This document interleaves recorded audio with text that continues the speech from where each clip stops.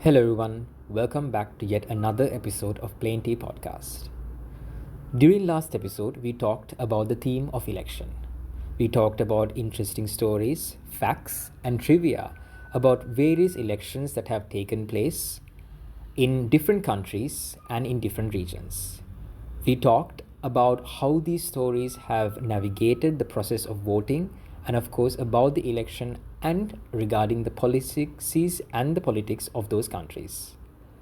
So, for this week, we have decided to stick with pretty much the same topic but with few notable differences.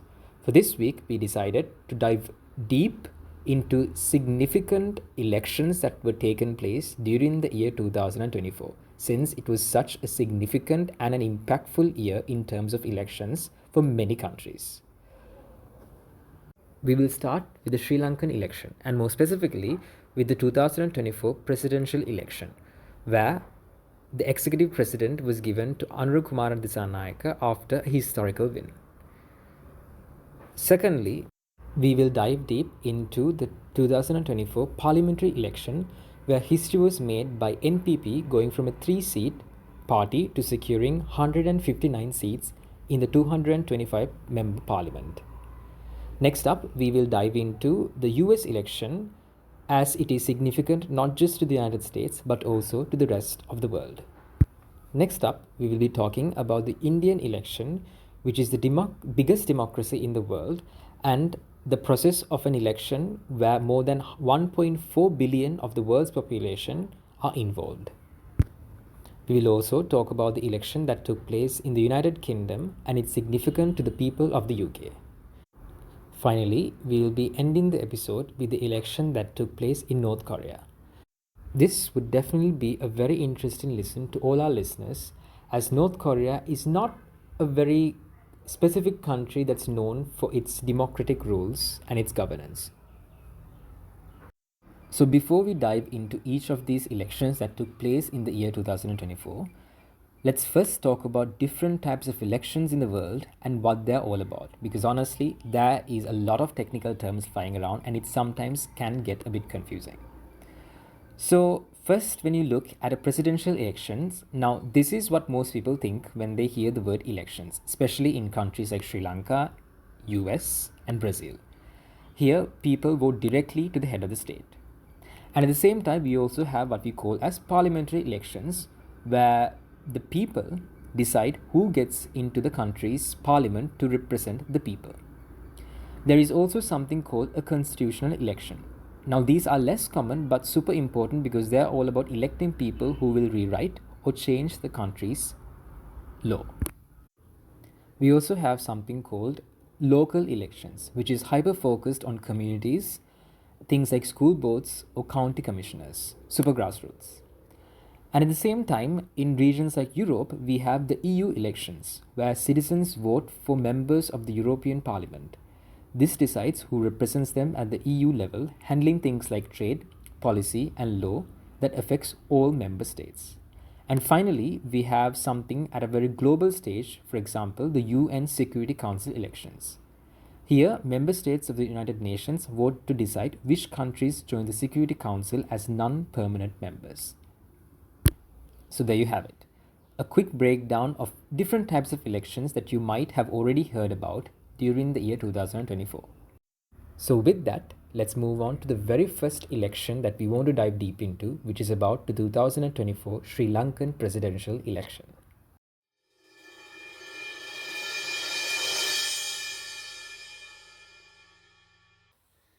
The 2024 Sri Lankan presidential election marked a historic shift in our country's political landscape. For the first time, a third party, the National People's Power, a coalition rooted in the JVP, came to power, breaking decades of two-party dominance. And the election itself broke records with 39 candidates contesting, one passing away during the process, making the ballot paper the longest in Sri Lankan history at 2 feet and 3 inches in length.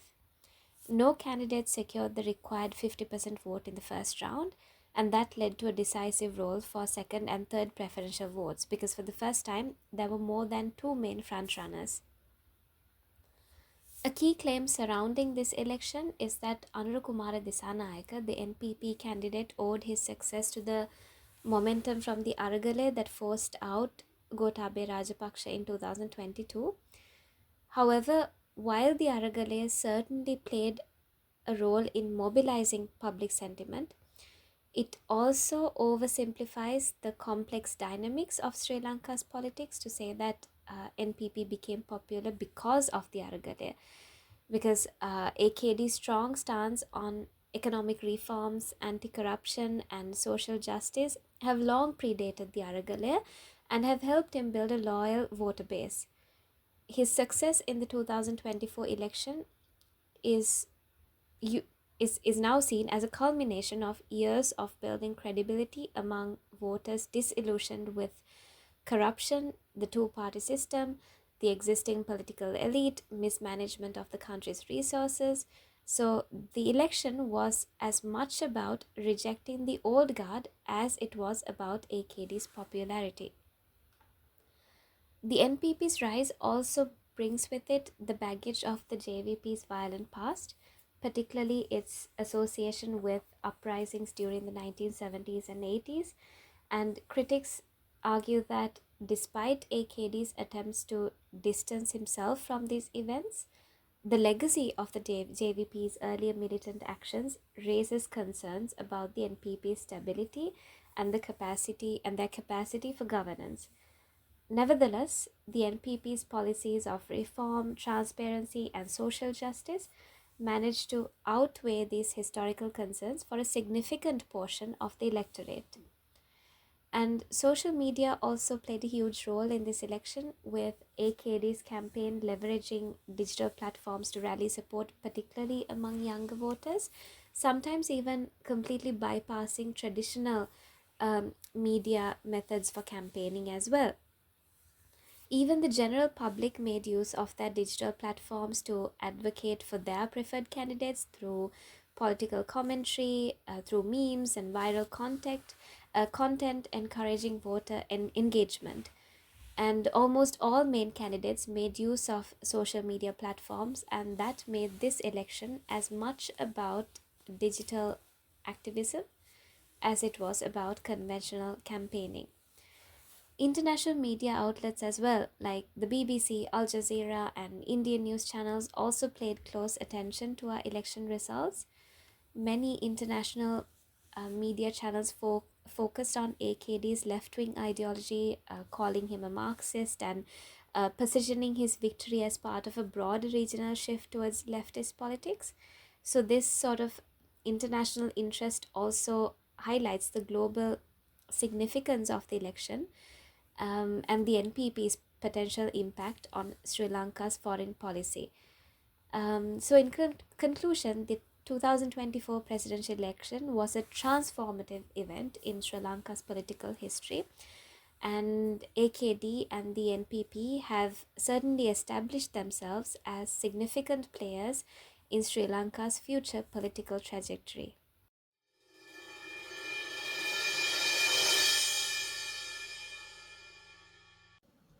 Right.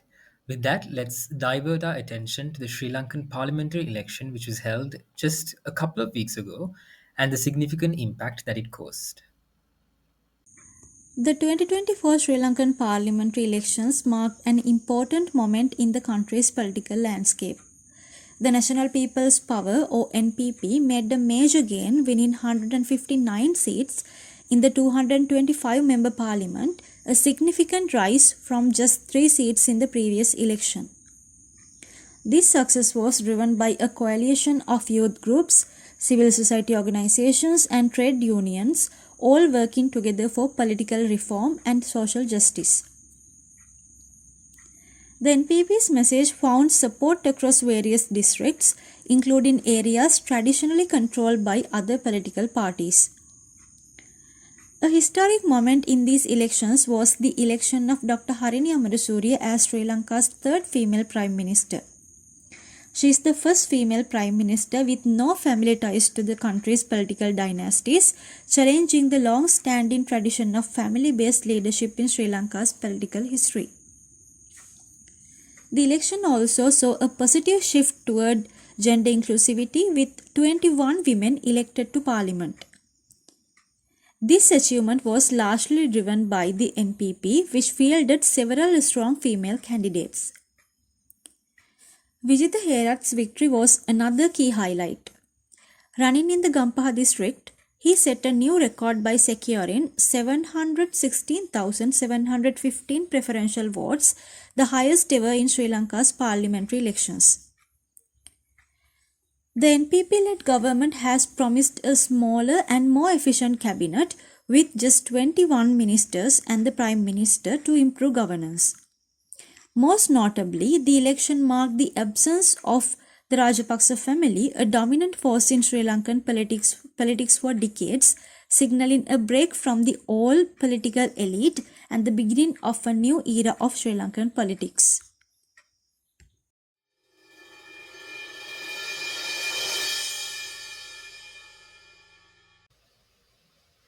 Let us now step away from the politics and the elections of Sri Lanka and look into the West, and more specifically to the United States of America.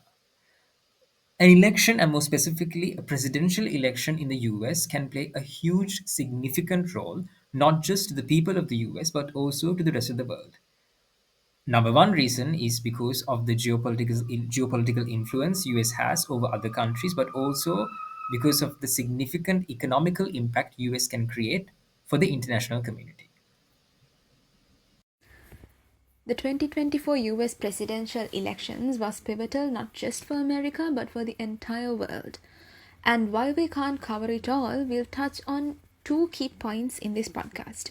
One would be Joe Biden's step down from his candidacy and the election's global impact, especially concerning the wars in Ukraine and Israel and Palestine. Let's start with Joe Biden. About 4 months before the election, Biden stepped down as a candidate, a decision that followed months of debate over his ability to serve another term should he be elected president again. The announcement sent shockwaves across the political landscape, as you can imagine, and raised immediate questions about his successor. Kamala Harris was seen as a natural choice, but her candidacy was not without controversy. There were significant challenges to Harris as well. The little time to mount a robust campaign, skepticism among Biden's own loyalists, and the struggle to distinguish her vision from Biden's legacy.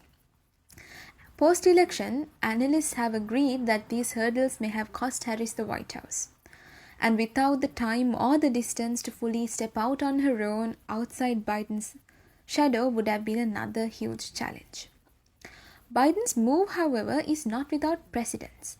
In 1968, the incumbent President Lyndon B. Johnson made a similar decision, stepping out of the race due to the mounting pressure of the Vietnam War.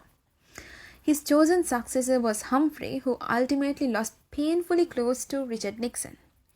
So this is a reminder that while the players and the circumstances may have changed, the US politics have often echoed the same patterns.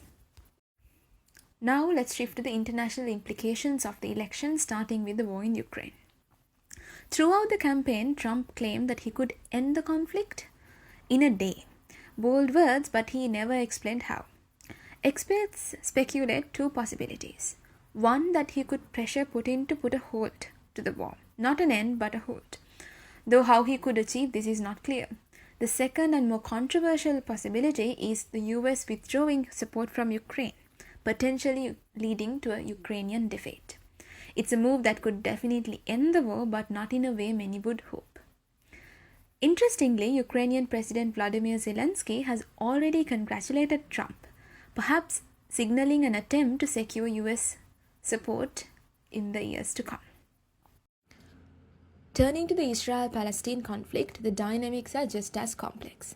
Israeli Prime Minister Benjamin Netanyahu was one of the first world leaders to congratulate Trump, according to BBC, reflecting their historically strong ties. During his previous term, Trump was a supporter of Israel, and while some believe that this support will continue, others suggest that he might push Netanyahu to end the conflict, a request that would carry a significant weight. And let me wrap up this segment with a bit of trivia, true to the plainly spirit. Usha Vance, the wife of Vice President-elect J.D. Vance, is set to make history in January 2025 when she will become the first Indian American and the Hindu American to hold the title of Second Lady of United States.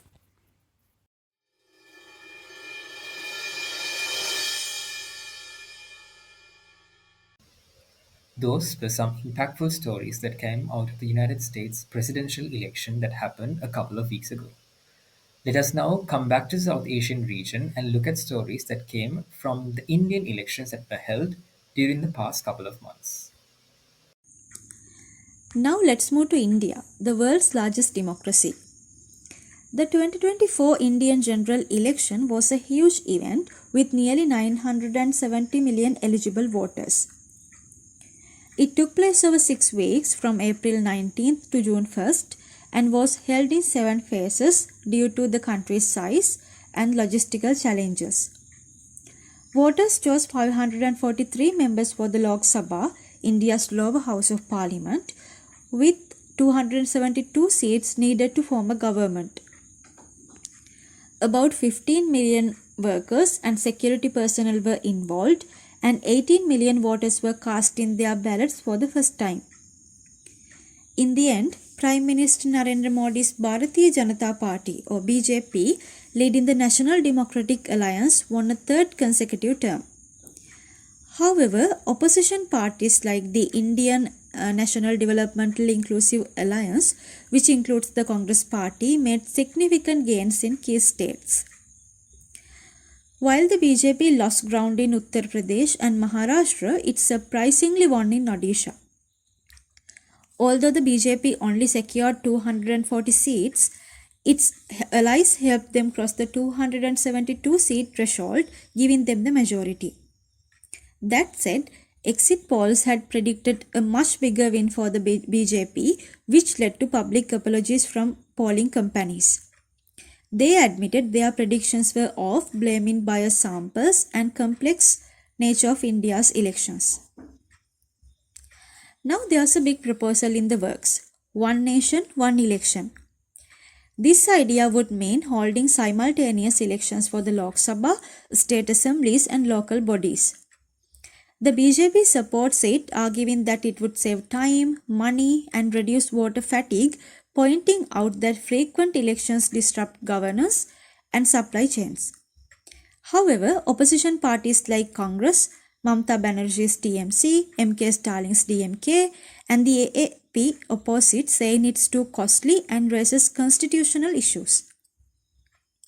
A government panel has suggested holding Lok Sabha and state elections together, with local elections following within 100 days, noting that over 80% of public feedback was in favor. Still, the opposition fears it could weaken democracy and lead to unnecessary expenses. For this to happen, the government would need to pass 2 bills, but the BJP does not have enough support to do this alone. Plus, the local elections proposal needs approval from half of India's states. So, while this idea could face a long, tough road ahead, it would be a huge change to the country's electoral system, much like systems in South Africa, Sweden, and the United Kingdom.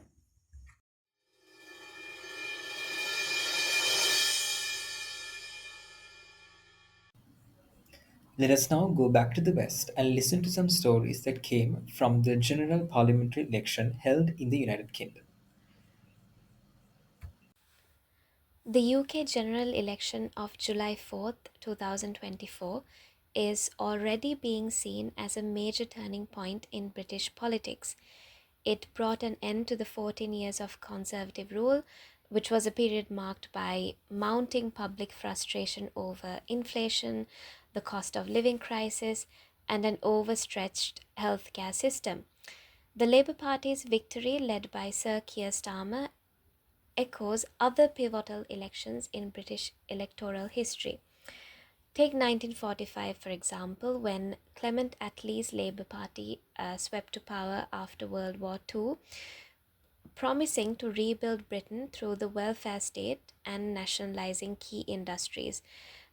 Or take, for example, 1997, when Tony Blair's New Labour ended years of conservative scandals and stagnation, offering voters a fresh start.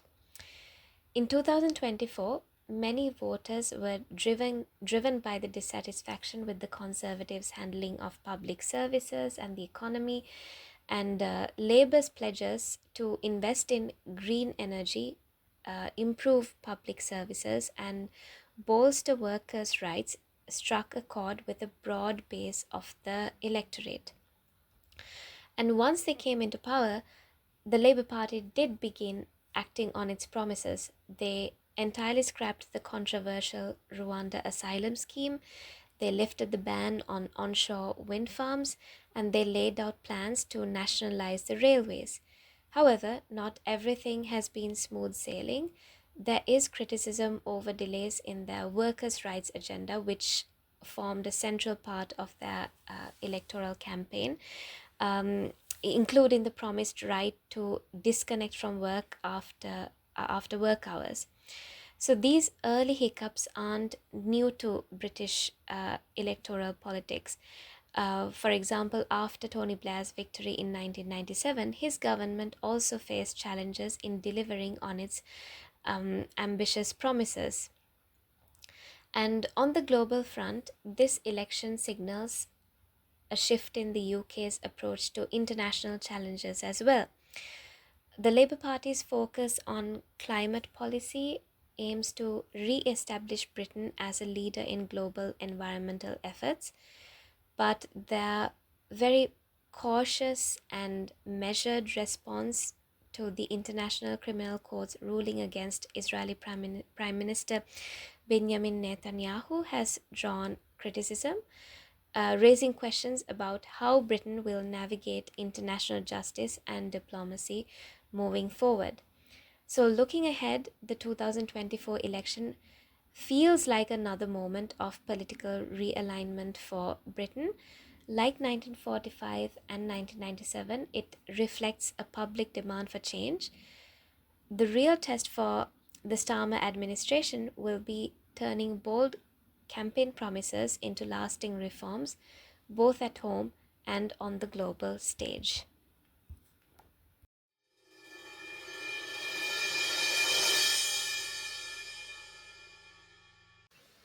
It would be very interesting to look at how the new ruling party in the UK is handling politics and also the economy of the UK in the next couple of months and also years, especially with various economical issues that's coming up in the global stage. With that, let us look at the final country and the election that we will be concentrating on, which is the election that was held in North Korea. This would definitely be a very interesting lesson as North Korea is not a country that's known for its democratic rules. As surprising as it may sound, North Korean elections do occur every 5 years. On paper, they seem like a democratic exercise. But here's the catch. There's only one candidate per seat, handpicked by the ruling Workers' Party of Korea. Voters are presented with a binary choice to vote yes to support the candidate and vote no to reject them. Of course, the candidates are fiercely loyal to the regime. Anchan Lee, the president of World Institute for North Korean Studies, explains the logic behind this setup. Open quotes, "We help to strengthen the regime by acting and voting for those who are loyal to the party." End quote. So why bother holding elections at all, you may ask? Well, for the regime, it's to create an appearance of democracy to the outside world. But it also serves a dual purpose when it gives the illusion of choice to the people or the voters. Now, in 2023 election, a very small faction of dissent has emerged. Reuters reports that 0.09 of voters have opposed the regime's candidate in the provincial level and 0.13 has opposed the city council's candidate. These numbers are very small, but they are also very significant because this level of defiance is unprecedented in the North Korean election system. Now, the reaction to this dissent has been split. Some observers believe that this is a very small signal towards a growing discontent among the people towards the ruling regime. Others, however, are a little skeptical. They suspect that the regime itself might have been orchestrating this slight opposition to maintain the illusion of democracy, especially to the outside world. By allowing a no, they can argue that the elections are genuine and the citizens do, in fact, have a choice. So, what does this tell us? On one hand, it reminds us of the tightly controlled North Korean electoral system and the elections and overall the political system. But on the other hand, it also tells us a lot about democracy and its own loopholes.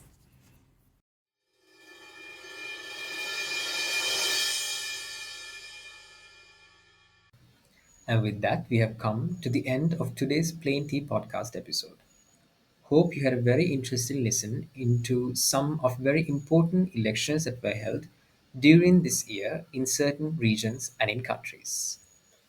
We will be back with yet another very interesting topic in the next couple of weeks. Stay tuned with us.